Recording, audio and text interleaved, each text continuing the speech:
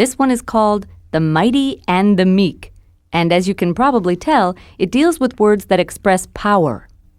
We'll cover the mighty first and give you words that talk about what it's like to be powerful. These ought to be good. Let's get started. The first up is imperial. This one's pretty easy to remember because imperial, emperor, and empire are all derived from the same root. Imperial simply means like an emperor or an empire, regal or stately. George's imperial manner was inappropriate, since he was nothing more than the local dog catcher. Furthermore, a similar word is imperious, which means bossy and usually arrogant. The director's imperious attitude rubbed everyone the wrong way. He was always giving orders. By being imperious, the director was trying to daunt his colleagues. Daunt means to make fearful or to intimidate. For example, the steepness of the mountain daunted the team of amateur climbers who hadn't realized what they were in for. The size of the players on the visiting team was daunting. The home team began to perspire nervously. However, to be dauntless or undaunted is to be fearless or unintimidated. For example, the rescue crew was undaunted by the flames and ran into the burning house.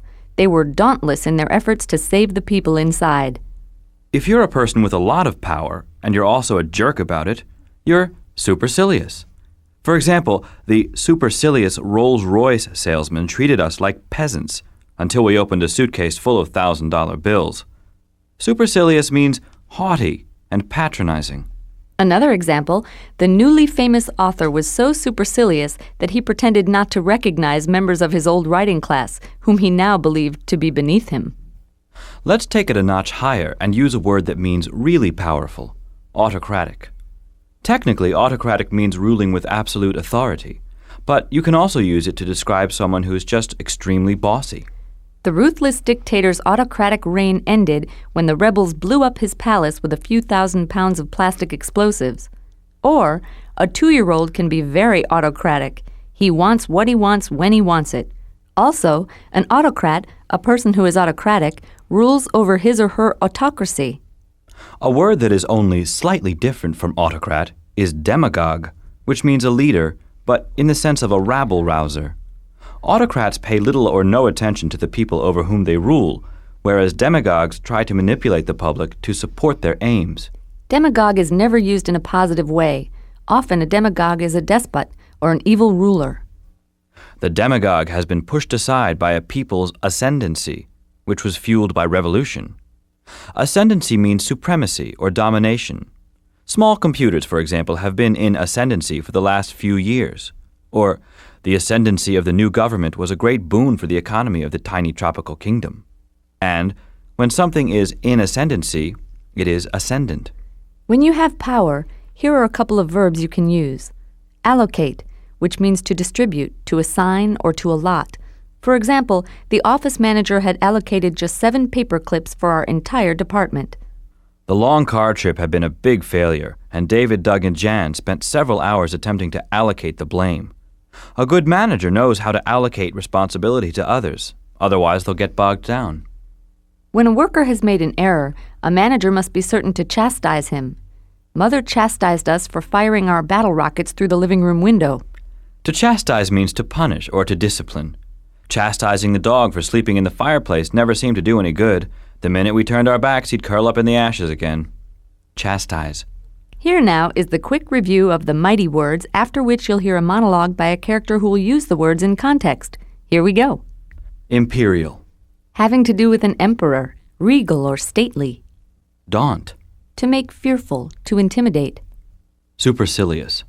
Haughty or patronizing. Autocratic. Ruling with absolute authority, extremely bossy. Demagogue. Manipulative leader, a rabble-rouser. Ascendancy. Supremacy or domination. Allocate. To distribute, to assign, or to allot. Chastise. To punish. All right. Here is a speaker who will use the words you've just reviewed. One, lift your head up. Two, throw your shoulders back. Three, stick your chest out. Four, let me hear you shout. One. Welcome to the U.S. Army. Note this well. This country may be a democracy, but the Army is not. You will have no say in what happens here. This place is run by me and me only. This is an autocracy of the first order. You may dislike the way I manipulate the soldiers, and even call me a demagogue. Fine, I am. I'll tell you right now, I enjoy being the king of this place, and in the 30 years I've served, I think I've earned the right to behave in an imperial manner. I am in control. I am ascendant. But don't let that scare you, get you down. Do not be daunted by the prospect of living and working under my control. If you follow the rules, stay out of trouble, I assure you I shall not chastise you unfairly. Give me no sass, do not talk back, and by all means do not patronize me. I will not tolerate supercilious behavior. Now, there are many chores to be done, so let me begin by allocating the various duties among the lot of you. Den Hut! Now it's time for words that talk about the meek. Servile. This is a great word because it sounds so much like what it means. Cat lovers sometimes say that dogs are too servile.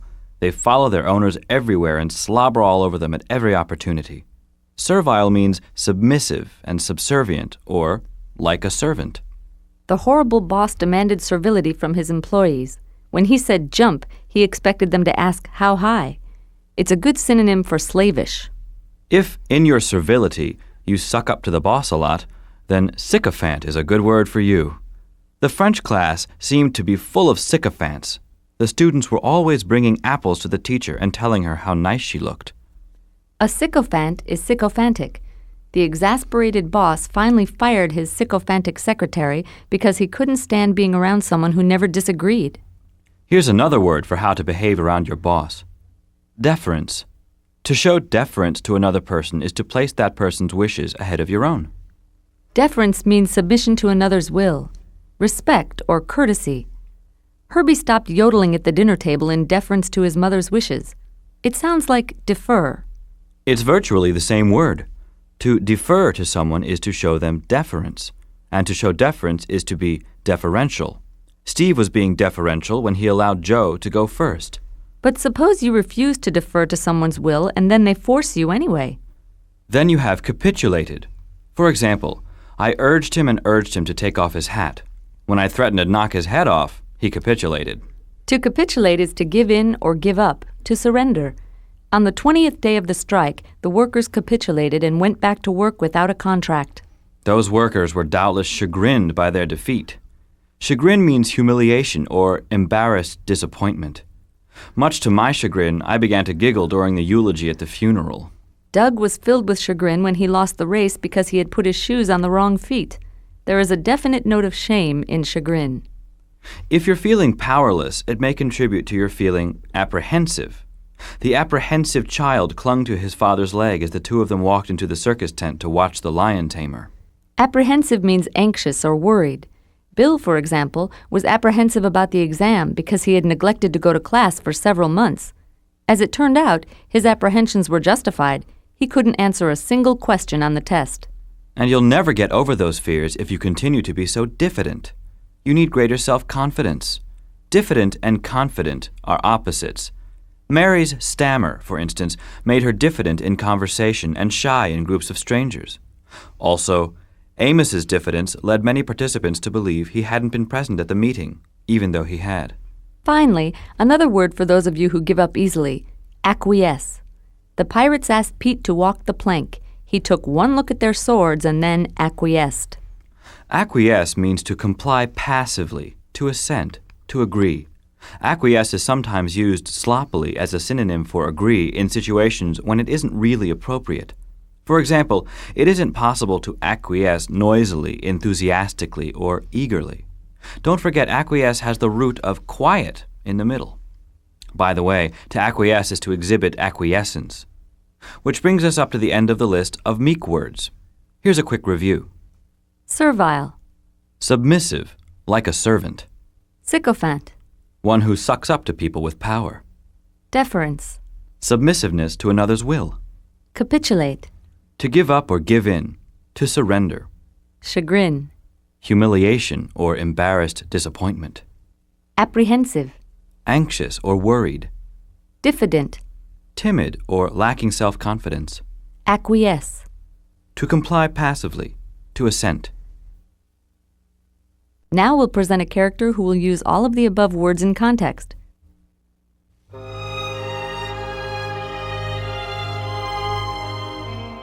Once again, it's time for the ball, and once again, I cannot go.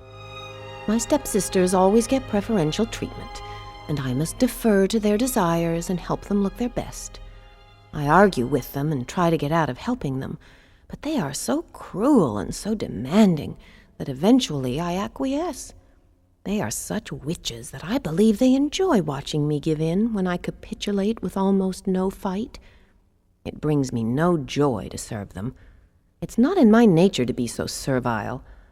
But in order to avoid being thrashed all the time, I have to flatter them and fawn over them, behaving like a sycophant. If I weren't so timid, if I could overcome my diffidence, perhaps I could break this cycle. But the thought of talking back fills me with fear, and that sense of apprehension keeps me silent. I once had a fairy godmother who I thought would help me. What a disappointment. Much to my chagrin, she turned out to be just some kooky old lady. There. That covers all the words in the group The Mighty and the Meek. Now we'll present all of the words in a mixed bag. Remember to fill in the definition during the pause that follows each word. Ready? The first word is allocate. Now there are many chores to be done, so let me begin by allocating the various duties among the lot of you. To allocate is to distribute, to assign, or to allot. All of the federal funds were allocated to the defense budget. Capitulate. They are such witches that I believe they enjoy watching me give in when I capitulate with almost no fight. Capitulate is to give in, surrender. The police refused to capitulate to the terrorists' demands. Defer. I must defer to their desires and help them look their best. To defer is to bend to another's will. When King Kong gets hungry, it's wise to defer to his needs. Autocracy. This place is run by me and me only. This is an autocracy of the first order. An autocracy is a system run by a person or group of persons with absolute authority. Hitler was an autocrat. Apprehension. But the thought of talking back fills me with fear, and that sense of apprehension keeps me silent. Apprehension is a sense of fear or hesitation. Anne Boleyn was apprehensive about meeting her new husband.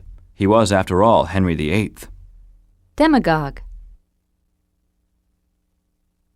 You may dislike my leadership and the way I manipulate the soldiers. Call me a demagogue. Fine, I am. A demagogue is a rabble-rouser, a leader of sorts. The demagogue soon forgot about the people who brought him to power and used his position to enrich himself. Sycophant. I have to flatter them and fawn over them, behaving like a sycophant. A sycophant is a flatterer, or someone who sucks up to another who has power. Politicians become sycophantic with those who might give them their votes. Imperial. I'll tell you right now, I enjoy being the king of this place, and in the 30 years I've served, I think I've earned the right to behave in an imperial manner. Imperial means like an empire or an emperor. Julius Caesar behaved in an imperial manner. Servile. It brings me no joy to serve them so. It is not in my nature to be so servile. To be servile is to behave like a servant. When he told you to lick his boots, he wanted you to be servile. Ascendancy. I am in control. I am ascendant. Ascendancy means superior, dominant.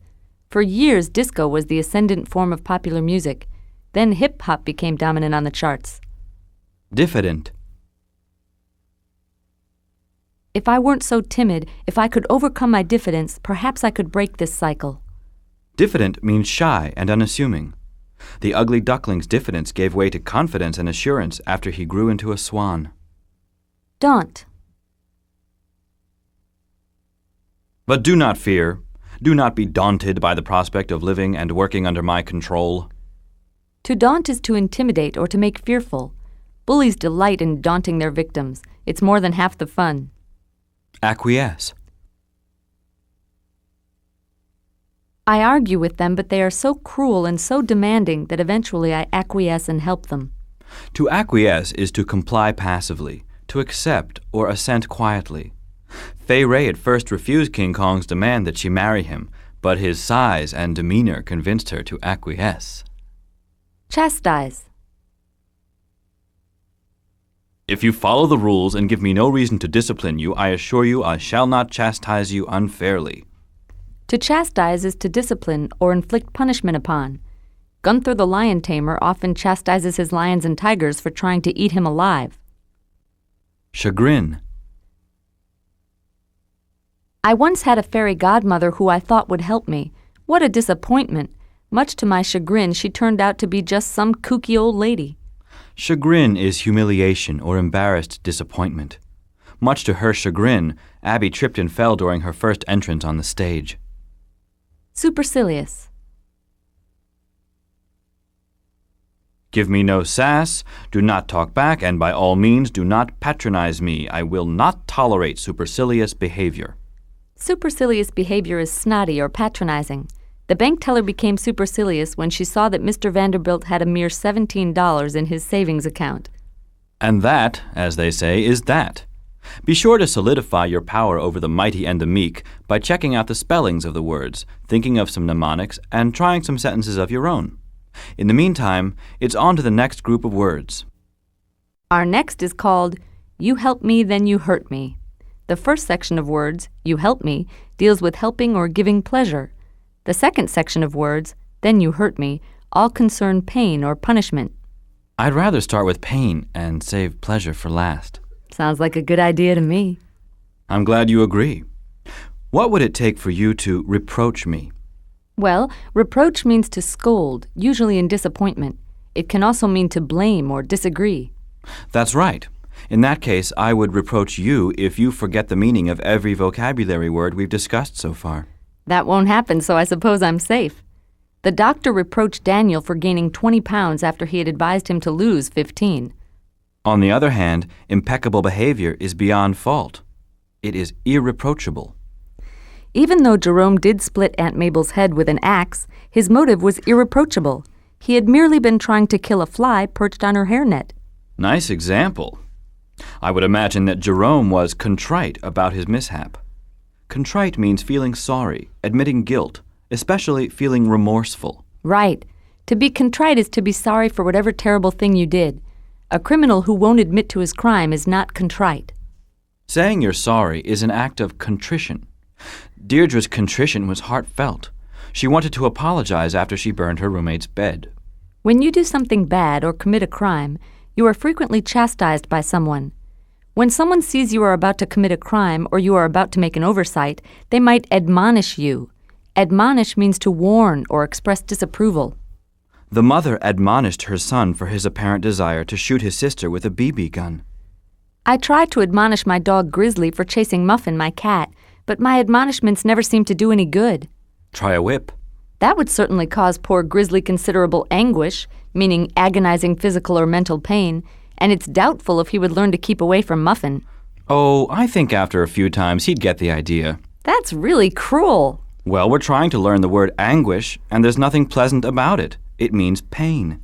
So the torturer was an expert at causing the prisoners anguish. He was particularly gifted with electric prods. Anguish doesn't have to relate to physical pain. You can also feel mental anguish. A grieving widow might feel anguish over her husband's death. That's right. She might also be vexed by the many gambling debts left by her dead husband. To vex means to annoy, to pester, or to confuse.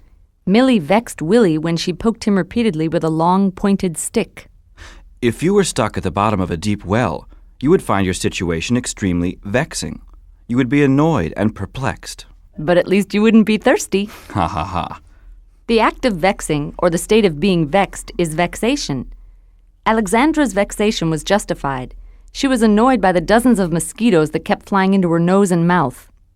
Although she felt itchy for a week, she wasn't debilitated by the bug bites. If you receive a debilitating injury, it keeps you from an active physical life. That's correct. Debilitate means to weaken or cripple. Hank debilitated Stu by hitting him on the head with a skillet. Football players often end their careers due to debilitating knee injuries. To become debilitated is to suffer a debility. which is the opposite of an ability. So a surgeon who becomes debilitated by the paralysis of his hands has lost the ability to operate on other people. Debilitate is easy for me to remember because it has the sound of ability in it. The prefix "d" means away from. A person who is debilitated has therefore moved away from the ability to do something.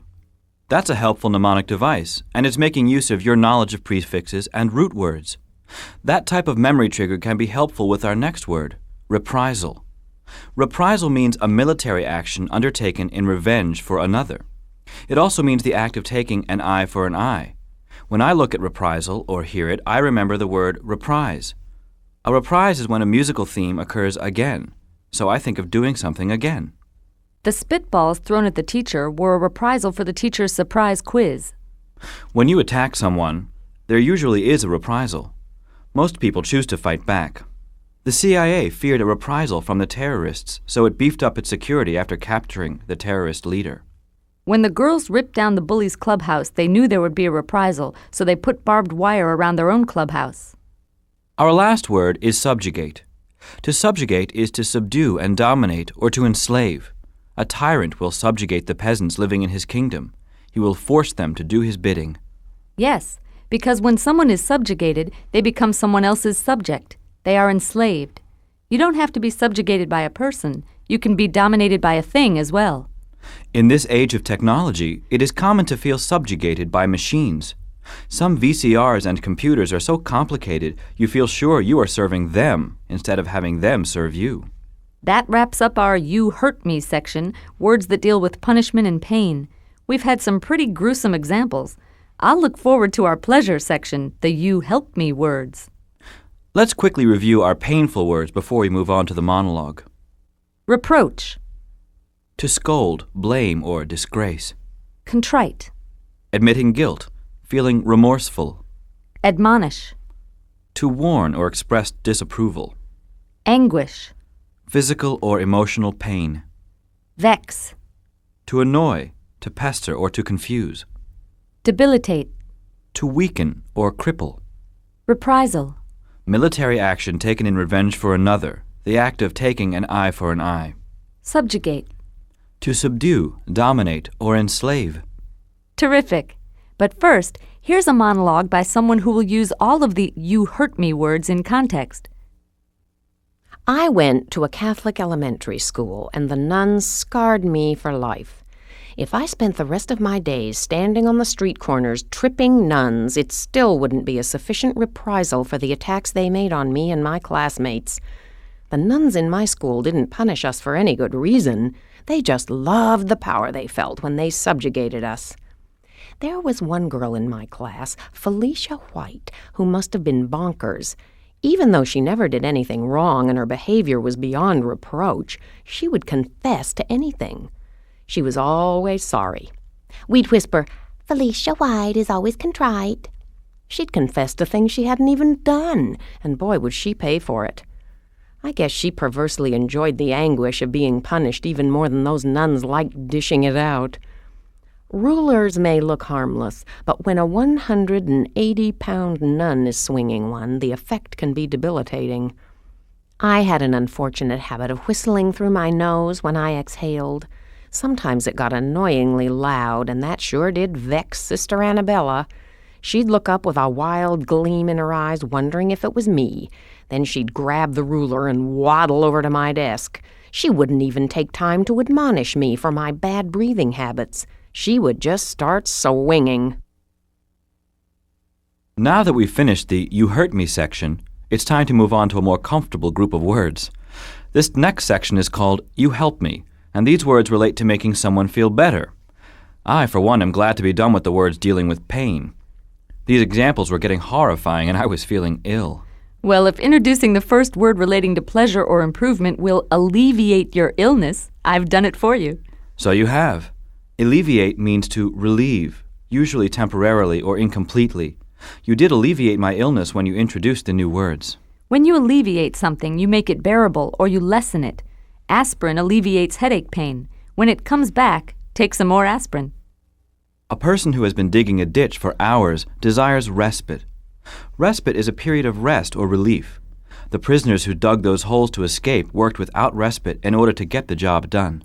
Respite doesn't last forever. Like alleviate, it implies a temporary state. The new mother fell asleep when her baby stopped crying, but the respite was brief. The baby started up again almost immediately.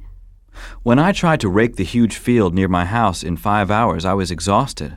I hoped that a 10-minute respite would alleviate my fatigue so that I could start work again quickly. An electric leaf blower would certainly have ameliorated your situation. The prisoner's situation was ameliorated when their warden gave them color television sets and keys to their cells. I know a struggling painter who had no rent money and no furniture. When he received a grant of $50,000, it greatly ameliorated his financial condition. The word ameliorate is used to describe an improvement, or means to improve, to make tolerable. But you cannot ameliorate a person. It generally is used with respect to a condition. Ameliorate is similar to alleviate, but ameliorate means to make something bad better, whereas alleviate means to lessen the bad effect of something bad. Got it? Got it. The next word, venerate, is typically used when referring to a person. Venerate means to revere or to treat as holy, especially because of great age. Lester venerated his grandfather. At 89 years of age, Grandpa Joe seemed to know something about everything.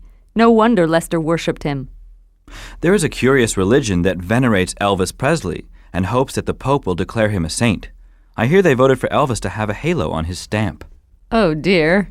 A person who is worthy of being venerated is said to be venerable. The venerable old woman deserved great respect. She alone knew the long history of the 5 families who had settled the mountain town. When someone does something praiseworthy, they receive approbation. Approbation means approval or praise.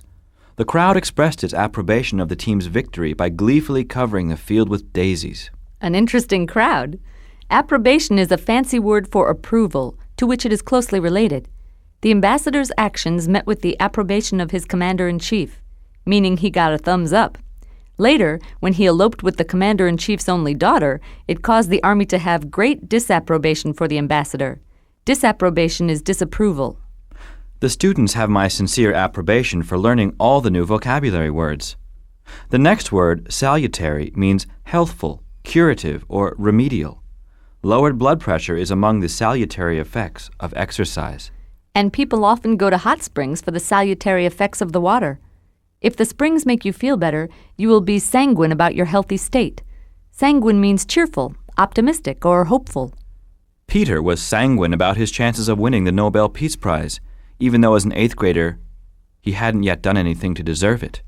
If someone is sanguine, they are happy and hopeful. When the professor announced a pop quiz on the history of Spain, most students were nervous and doubted they could pass it.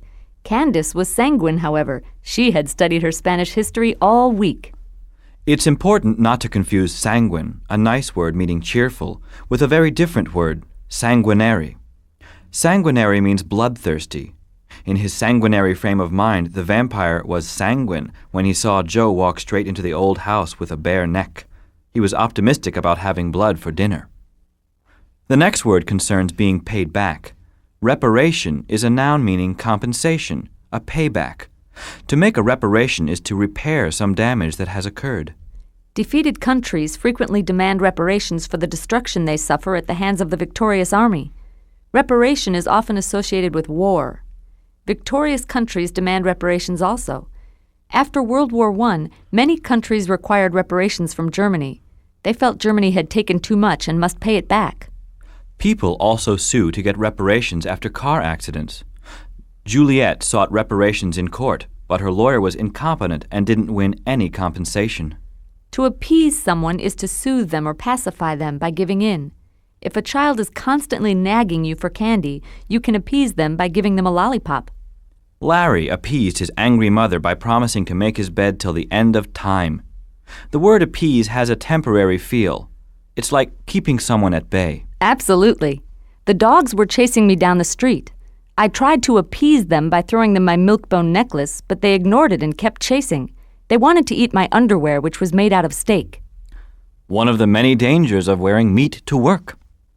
Well now, we've finished the You Help Me section. First, a quick review of our words before the monologue. Let's begin. Alleviate, Relieve, usually temporarily. respite, A period of rest or relief. Ameliorate. To make better or more tolerable. Venerate. To treat as holy, especially because of great age. Approbation. Approval or praise. Salutary. Healthful, curative, or remedial. Sanguine. Cheerful, optimistic, or hopeful. Reparation. Compensation, a payback. Appease. To soothe or pacify by giving in. Now listen as the speaker uses the "you help me" words in his monologue.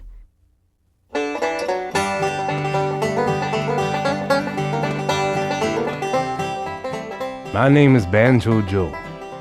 At the ripe old age of 101, I've been playing banjo for 82 years. The young'uns tell me I'm the best, and I guess they venerate me quite a bit. I play with 4 other old fellows. We call ourselves the Pink Happy Knee Slappers of Alabama. We've received the widespread approbation of music critics across the country for our revolutionary version of "Oh Susanna." I guess folks like to hear us play. It gives them a moment of respite from all the trials of country living. I started playing banjo because my ma was always hollering that I was a do-nothing, no-account rascal of a boy. I had to calm her down, so I took up the banjo just to appease her. Boy, did that gal have a temper. One day I was on the porch with my pal Washed Up Jug. We broke the railing, and Ma said either we had to fix it or pay some kind of reparation. That's when I hit upon the idea of a band. We played Ma a few tunes, and she brightened right up. The whole situation was ameliorated. Ma forgot about the railing. She dang near toppled over as she listened to us. She was leaning way back in her rocker, her cheeks shining with joy and a sanguine look on her face. I think she knew her boy had found his calling. We started off playing for the sick folks over at the Lord Have Mercy Hospital, and boy, it was a miracle. Our strumming must have had a salutary effect on those people. They'd start off aching and end up dancing. One fellow named Willie had a broken nose. He told us only our strumming could alleviate his pain. Now we've covered all the words in "You help me, then you hurt me." Words that concern both making someone feel better and making someone feel worse. Now we'll mix the words together, draw one out of the hat and pass it your way. Reprisal. If I spent the rest of my days standing on the street corners tripping nuns, it still wouldn't be a sufficient reprisal for the attacks they made on me and my classmates. A reprisal is military action taken in revenge for another, the act of taking an eye for an eye. The rebel troops' reprisal was swift but devastating. Even with their fort destroyed, they blew up the State Department. Approbation. We call ourselves the Pink Happy Knee Slappers of Alabama. We've received the widespread approbation of music critics across the country for our revolutionary version of "Oh Susanna." Approbation is approval or praise. Minnie received her teacher's approbation when she handed in the paper. Appease. I had to calm her down, so I took up the banjo just to appease her. Appease is to soothe or pacify by giving in. You would appease your irate father if you would just rake the lawn. Vex. Sometimes it got annoyingly loud, and it sure did vex Sister Annabella. To vex is to pester, annoy, or confuse.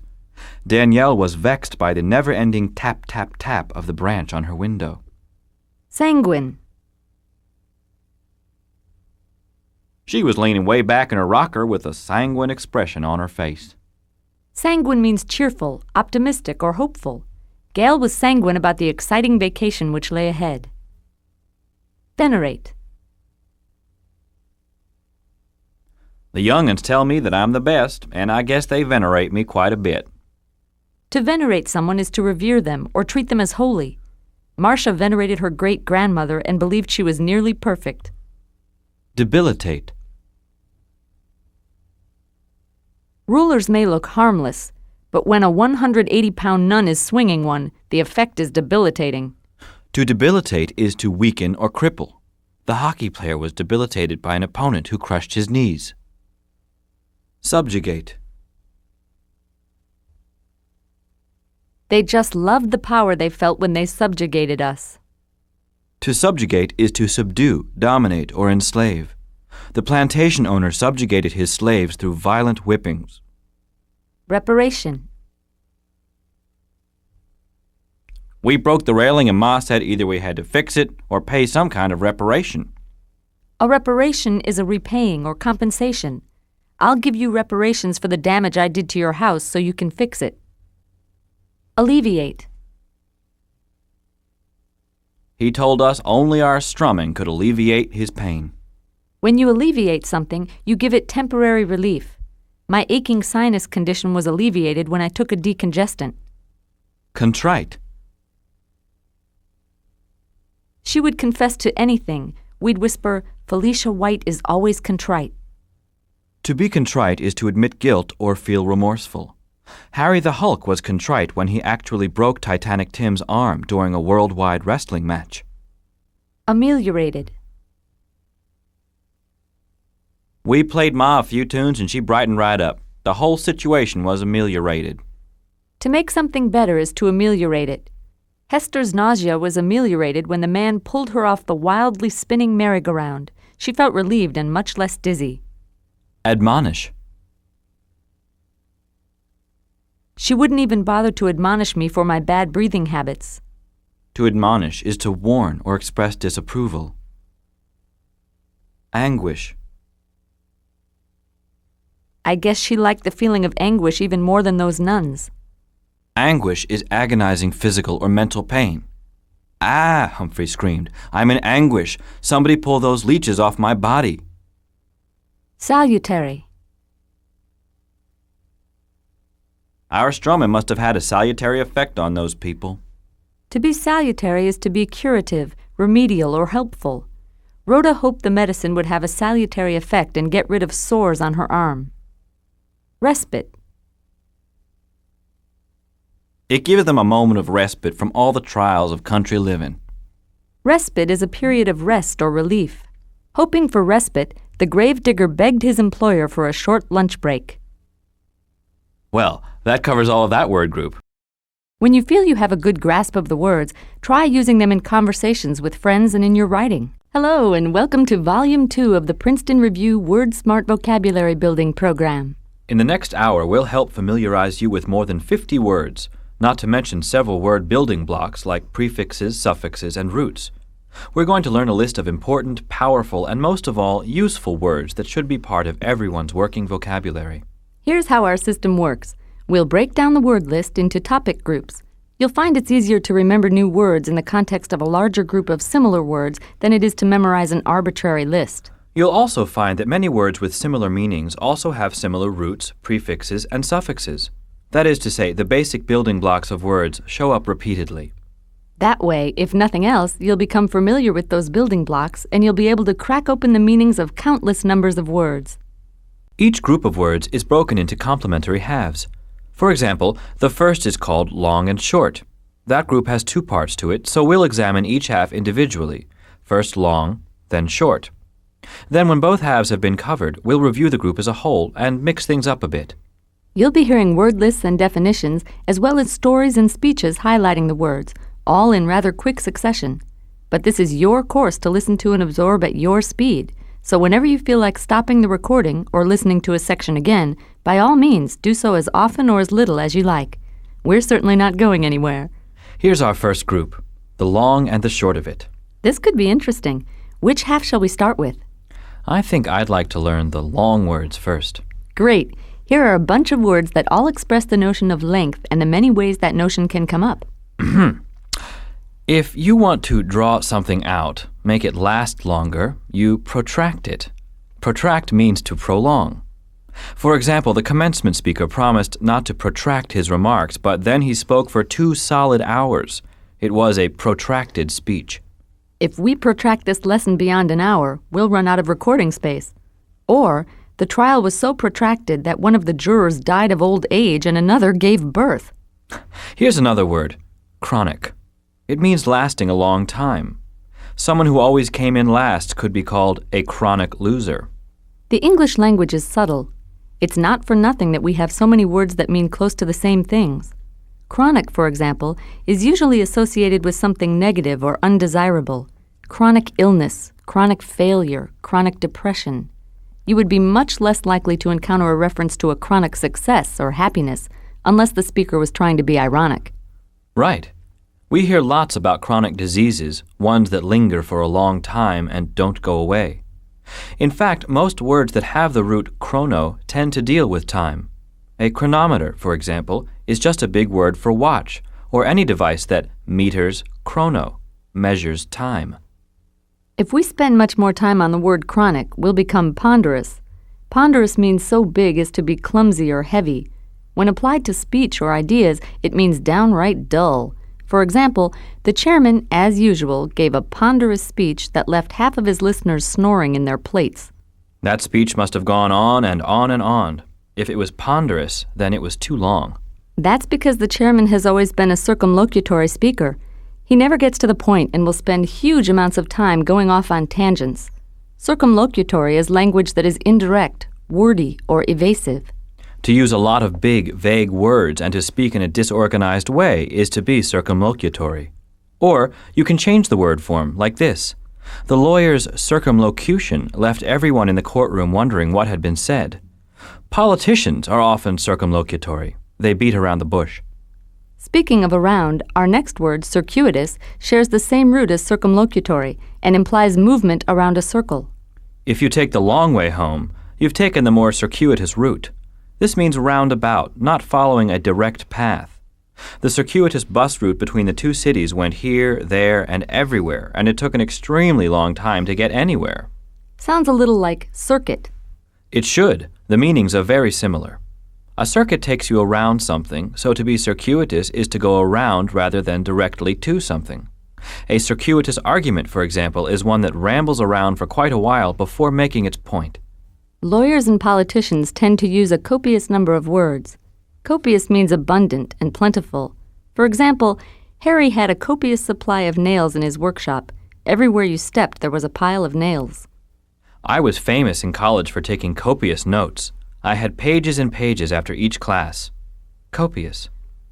I don't suppose, then, there was ever any need to augment those notes. No additions were necessary. Augment is to make bigger, to add to, make longer, or increase. The army augmented its attack by sending in more soldiers. To augment a record collection is to add to it. If I added yet another example to this definition, I would be augmenting it. Well, not to over-augment, but the act of augmenting is called augmentation. Stop. That's a truly profuse number of examples for that word. Profuse means flowing, extravagant. When we gave Marion our house, our car, and all our clothes, her display of gratitude was profuse. My teacher said I had done a good job, but his praise was far from profuse. I got the feeling he hadn't really liked my epic poem about two dinosaurs who fall in love just before they go extinct. Probably not, but I was certainly moved by your poem. My tears were profuse. My profusion of tears showed how sad I found the dinosaur's love story. Let's not go overboard. Okay. Let's quickly review the long words we just learned. Protract. To prolong or lengthen. Chronic. Constant, lasting a long time. Ponderous. So long as to be clumsy or dull. Massive. Circumlocution. Indirect or evasive expression. Wordiness. Circuitous. Indirect or roundabout. Copious. Abundant or plentiful. Augment. To make bigger, to add to, or to increase. Profuse. Flowing or extravagant. Now we're going to present a speech by someone who will use all of these words. Dr. Fleischer to the operating room. Having suffered for a long time from chronic back pain, I finally agreed to my doctor's suggestion to have surgery. I expected the hospital stay to last only a week, but it's been extended to a month now, and this protracted stay is getting me down. At first, lots of friends came to visit, and I received cards and gifts in great profusion. All that has stopped by now. My case is somewhat unusual, with lots of complications, so all of the young residents have been taking copious notes on my situation. My doctors recommended physical therapy as additional treatment to improve my condition and augment the benefits of the surgery. Personally, I don't feel any improvement, and the doctor can't seem to explain directly what good these exercises are supposed to be doing. He's so long-winded and circumlocutory, he's impossible to understand. His exceedingly roundabout explanations are too circuitous. Rather than simply telling me what's wrong, he delivers a boring, ponderous lecture in difficult medical language. Now it's time to hear about the short of it, words that mean short, quick, or brief. Are you ready? All right. Brevity. Shakespeare said that brevity is the soul of wit. In other words, to be funny, one should be brief. Brevity means briefness. Often people confuse brevity with bravery, but the two are unrelated. Listen, the audience was grateful for the brevity of the after-dinner speaker's remarks. Our listeners may be grateful for the brevity of this example. Well, after all, no one would ever accuse you of being laconic. Laconic describes a person who uses few words. No, I suppose I'm not particularly laconic, but you're no paragon of brevity yourself. The manager's laconic dismissal letter left the fired employees feeling hurt and angry.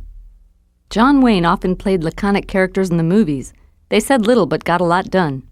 Laconic has a slightly negative association attached to it.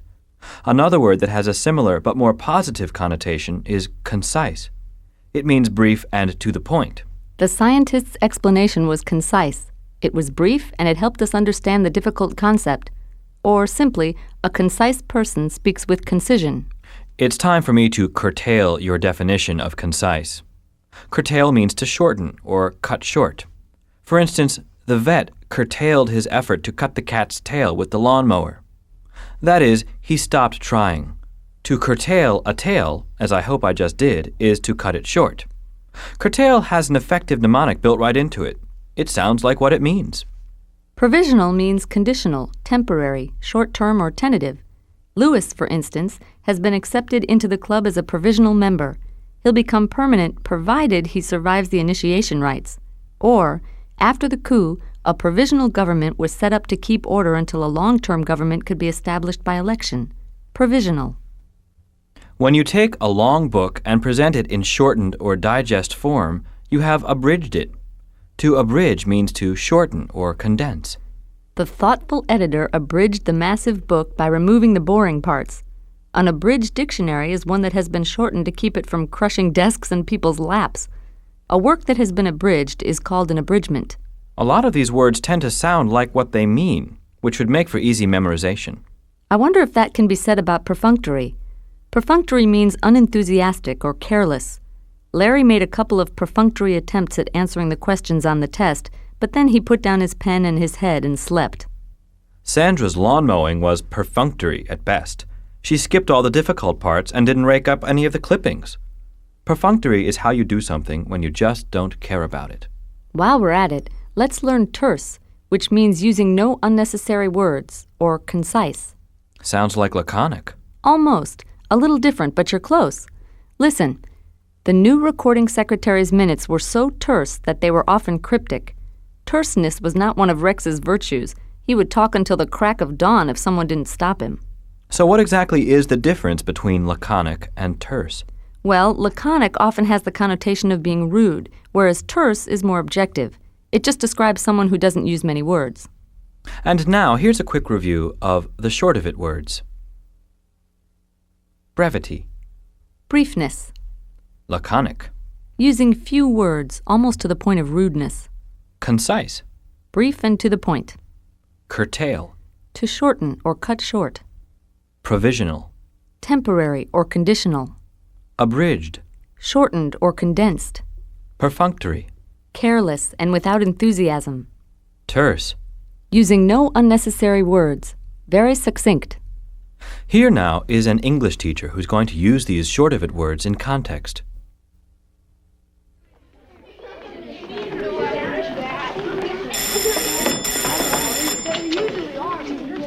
In my English literature class, I have some students who like to discuss their opinions all the time, and occasionally I have to curtail their enthusiasm.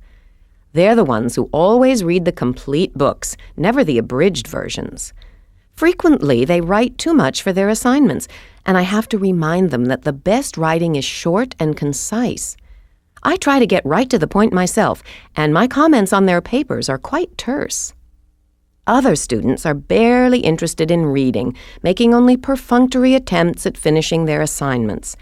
When I call on them in class, they say very little.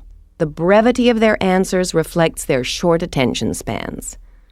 One boy in particular fancies himself the strong, silent type with an attitude. His laconic replies border on rudeness, and I'm tempted to throw him into detention. However, punishment isn't a long-term solution. It's only a provisional measure. I'll have to find a way to get to the root of his problem. Here now is a final review of the long and short of it words, mixed up a bit. First, we'll simply name a word and give you time to think of the definition. After the pause, you'll hear the sentence from the speech in which the word was used.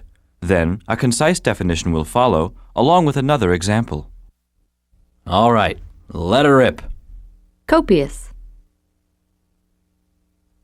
My case is somewhat unusual, with lots of complications, so all of the young residents have been taking copious notes on my situation. Copious means abundant or plentiful. We always have copious amounts of turkey at Thanksgiving. Abridged. They're the ones who always read the complete books, never the abridged versions. Abridged is shortened or condensed. Hal missed an important part of the story because he read the abridged edition. Brevity. When I call on them in class, they say very little. The brevity of their answers reflects their short attention spans. Brevity is briefness. Everyone at the dinner was grateful for the brevity of the guest speaker's opening remarks. Chronic. Having suffered for a long time from chronic back pain, I finally agreed to my doctor's suggestion to have surgery. Chronic. Constant. Lasting for a long time. Ted's chronic lateness earned him a permanent seat in detention. Terse. I try to get right to the point myself, and my comments on their papers are quite terse. Terse, using no unnecessary words. Succinct. She repelled his unwanted advances with a terse, "No thank you." Profusion. At first, lots of friends came to visit, and I received cards and gifts in great profusion. Profusion, extravagance, abundance. There was a profusion of flowers in his hospital room. Curtail. I have some students who like to discuss their opinions all the time, and occasionally I have to curtail their enthusiasm. To curtail is to cut short. It would not be in your best interest to curtail your studies. Laconic. One boy in particular fancies himself the strong, silent type with an attitude. His laconic replies border on rudeness. Laconic means using few words to the point of rudeness. The laconic rock star was unpopular with the press. Ponderous. Rather than simply telling me what's wrong, he delivers a ponderous lecture in difficult medical language. Ponderous, so large as to be clumsy and or dull. Although many of Charles Dickens' books are long, the stories are never ponderous. Provisional. However, punishment isn't a long-term solution. It's only a provisional measure. Provisional means temporary or conditional. The fig leaves were only a provisional cover-up until Eve bought a new dress. Protracted. I expected the hospital stay to last only a week, but it's been extended to a month now, and this protracted stay is getting me down. Protracted. Lengthened or drawn out. John's penchant for sweets led to a protracted visit with the dentist. Augment. My doctor has recommended physical therapy to improve my condition and augment the effects of my surgery. To augment is to make bigger, to add to. Marla augmented her receding chin with implants. Perfunctory. Other students are barely interested in reading, making only perfunctory attempts at finishing the assignments. Perfunctory is careless and without enthusiasm. If you want to sell your car, you'll have to make more than a perfunctory sales pitch. Circumlocutory. He's so long-winded and circumlocutory, he's impossible to understand. Circumlocutory, evasive, wordy, and avoiding the point. The lawyer tried to protect his guilty client with circumlocutory arguments. Concise. Frequently, they write too much for their assignments, and I have to remind them that their best writing is short and concise. To be concise is to be brief and to the point. Concise definitions are easier to remember than long, wordy ones. Circuitous. His exceedingly roundabout explanations are too circuitous. Circuitous means roundabout, rambling, or indirect, like a circuit. It took her a long time to ski down the mountain because she took a circuitous trail. And with that, we complete the long and the short of it group. Be sure to review the words and their spellings on the enclosed insert card. Often the way a word looks can be a valuable tool for remembering what it means. For example, when I see the word ponderous, I see the word ponder in it.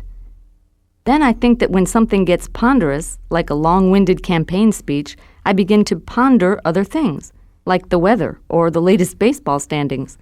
The look of the word provides a way for me to remember what it means.